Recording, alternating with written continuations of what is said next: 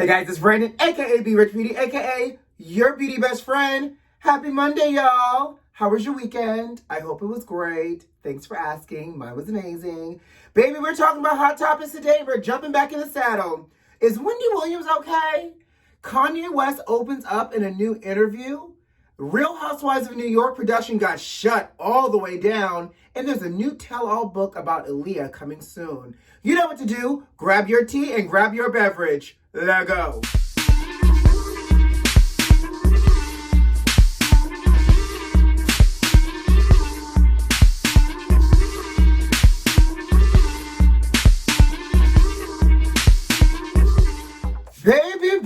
Baby. Oh, my. I had to spend Saturday morning playing catch up on the Friday drama. I don't watch the Wendy Williams show Monday through Friday like most people do.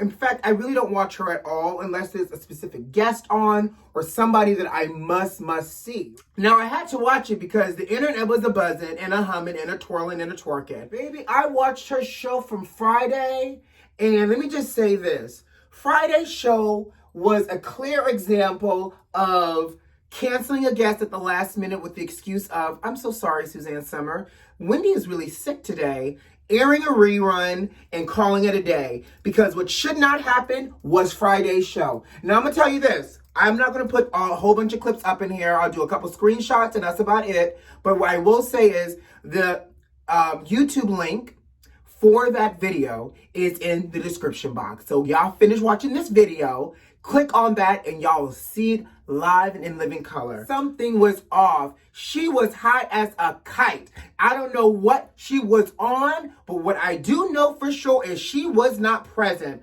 First of all, she comes out, because you know I love a good dramatic reenactment. Hold, please. She comes out with hands in her pockets, sloths her way out, hits her mark. The crowd is, going, because it's her staff, that is her audience right now because of COVID. Clapping. She's taking it in. She's trying to land her mark with that monitor. And all of a sudden, she's chewing something. So I'm like, what is she chewing? So then she opens her mouth and she goes, I'm chewing my mints. I'm moisturizing my hands. Say hello to my staffers, studio audience. And then, of course, she has the Zoom and behind her, and everybody's still clapping, and she goes, and of course. And then she sits there, and she's standing there, and she's trying to hold it together. And then finally, she says, now it's time for Hot Topics. And so, if you watch her show, they normally zoom out and you see her shuffle herself over. And so she literally sloths herself over, and halfway I think it clicked in her head that she needed to get a little prissy and do her, go into Wendy mode. So she does that, but it's so lifeless. She sits in her chair. She takes a moment to try to get herself together, and then she starts her monologue, right? So what makes it even more uncomfortable is poor Norman. And Norman looked visibly uncomfortable. Moments where he's having to have this smile on. He's trying to engage with her to fill the dead air. She's missing cues. She's losing her train of thought. It was literally like watching a train wreck happen in slow motion at the same time as watching glass fall on the ground. It was cringeworthy. And I can't tell you the last time I've seen something so cringeworthy. She did her little shoe cam because she was saying she was wearing her jumpsuit with her Air Maxes. And so the shoe cam comes on, and that could have probably been the worst decision for production, because the shoe cam comes on and and this is how you know she was on something. Have you ever seen somebody so out of it where they literally get caught up in the moment? There's one moment where she's kind of holding herself and she's smiling to herself, by the way, not to anybody. And she's like, I sometimes sit in my closet and I listen to the shoe cam music. She made them play that shoe cam music for a good solid 5 minutes. Literally just the music over and over and over again, made her staffer start to dance to the shoe cam music. She starts to twerk. Like, people are laughing this off, but it's one of those cringeworthy laughs. Like, it's like, okay, all right. So, literally, let's fast forward, right? She then has this reality contributor on the show who goes through this reality rewind. She's constantly distracting him. She's not engaging. She's telling this man how much she loves him. She's staring at him. She's interrupting him. She has a Halloween craft section with another guest. And she legit said to him, I'm not doing this. I'm going to just sit here and watch you. As she's distracted, talking about his ring and all of these things. It's the craziest thing. And then she does an interview with Suzanne Summers. Poor Suzanne Summers. Suzanne Summers was already propped up, looking like death becomes her fourth time around. You know how in the movie Death Becomes Her, when they start falling down the stairs and they have to reassemble themselves, they look a little bit more and more decrepit. Like, bless Suzanne Summers' heart, because she had to have like emergency spine surgery. So Suzanne was already with the dog collar on her, around her neck. She's propped up, trying to talk about her stuff and promote her stuff. And Wendy's talking about jazzercising. She's talking about Three's Company and how she felt bad. And literally Suzanne is having to interview herself and also be the guest as well. It's so bad. I actually had to turn it off when Ask Wendy came on, because I could not stand to hear her try to give somebody's advice being high as a kite. I just couldn't. Now, here's where the tea comes in. I had to give y'all the backstory for the tea. So, inside staffers are saying that it is getting bad in the show production. Some days they're nervous because she looks like she's about to pass out on air. They have in the past aired reruns and canceled it, but it's costly to do that for production. So I get that piece. So sometimes it's like, the show got to go on, girl. We can't keep wasting money and canceling people. But they're saying that they're thinking that she's starting to self-medicate herself again. It's on some form of opioid. Now, if y'all remember early in the summer, what was it, last year? She went through this hiatus, and she was in like an inpatient house where she was living in the house. She admitted to having a cocaine addiction back in the day, and on top of that, she was saying that she was getting that treatment that she needed. She never got treatment before, but one day God spoke to her and she quit hard, like cold turkey, and she checked herself into this house. Now, fast forward, I guess she's no longer living in the house anymore, but they're saying, and the DJ that she fired, DJ Booth, is saying that it is going to all come to a head, honey. He said that this has been going on forever, and people are going to see it come to a head very, very soon. But people are afraid to speak up because people don't want to lose their job. And that is such a horrible place to be in, because people need their coinage during this whole pandemic era. But to see the person who's the face of the show and ultimately your boss crash and burn, like, what do? You speak up and you lose your job, or you sit aside and you watch the train wreck and you try to continue to function. Now, what I think is even juicier, friends, beauty besties, is that y'all remember when she talked about Nene clapped back up with her and Andy, saying that Wendy was a cocaine head. Remember, Nene said that a couple months ago.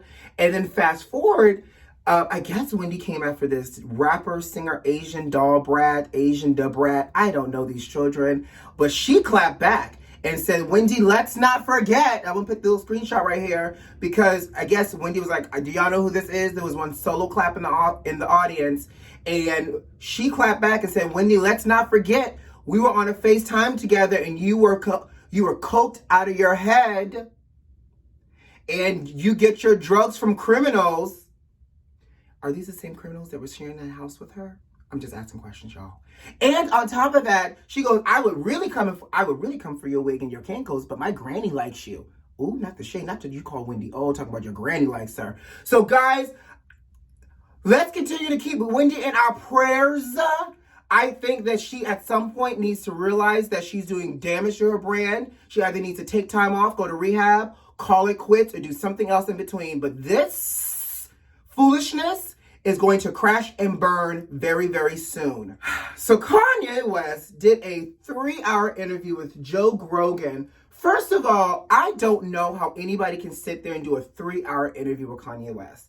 But in this 3-hour interview, Kanye West opens up about everything. He talks about why he wants to run for president. He talks about, his South Carolina thing. He talks about people calling him crazy. Now, here's where we're going to break this down real quick, because do I think Kanye is crazy? Yes. But do I think there's a method to his madness in terms of crazy? Yes. And Kanye said that he thinks in 3-dimension and that he does not subscribe to the black and white structure of thinking the way it's been taught and he's been programmed. I can kind of agree with that. Sometimes you got to think for yourself and outside of the box. He goes on to say he thinks in color and that he equates it in this basically to seasoning. He goes, my thought process is like cooking. It has multiple flavors and multiple seasoning. In fact, it's like a symphony. I don't know about his whole symphony, Kanye, but I can understand where you're going about having thoughts that are thought-provoking and you're wanting to articulate them in a way. Where it gets crazy and damaging, though, is the fact that he just goes on these rants, child, and they're out of the blue and there's no context. Now, in addition to this, he goes on to say that he decided that he should run for president 5 years ago, back in 2015. He said he was taking a good old shower and the Lord spoke to him. Now, I am a man of faith. I am not going to talk about anybody who said that the Lord spoke to him. But what I am going to say is I'm going to need you, Kanye, to that if the Lord has spoken to you, to use your voice wisely, because while you're running around here, because here's the thing, he said that the Lord spoke to him and he got really warm and energized all over about running for politics. And he, at the time, realized with Donald Trump being in office, who had no political background, that he could do it too. And so he wanted to run for governor of California, but decided that he wanted to be the leader of the free world. So sorry, Kanye. This is not the ticket that you get at Publix when you're waiting in line to get a sub and or a bucket of fried chicken.